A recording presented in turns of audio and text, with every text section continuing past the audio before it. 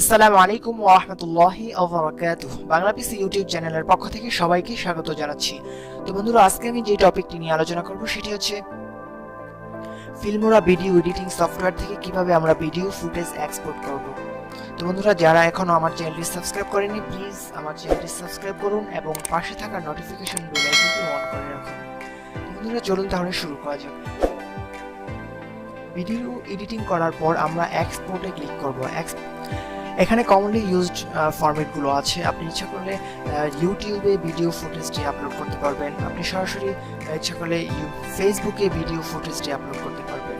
তো এখানে কমন যে ভিডিও ফরম্যাটটি আছে সেটি হচ্ছে MP4 ফরম্যাট। তো এখানে ভিডিও ফুটেজ নেমটি লিখব সেভ টু। এখানে আমি ডেস্কটপে ভিডিও ফুটেজটি রাখবো, সেটিংসে চলে যাব।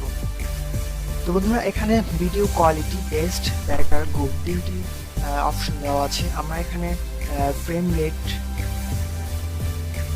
30 করে দিব, তারপর রেজুলেশন 1280x720 রাখবো, বিট রেট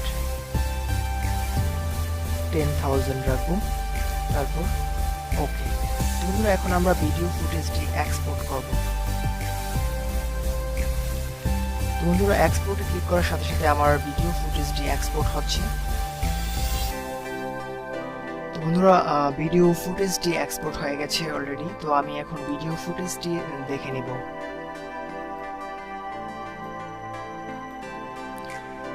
তো বন্ধুরা, এই ভিডিও ফুটেজটি আমার এখানে ডেস্কটপে সেভ হয়েছে।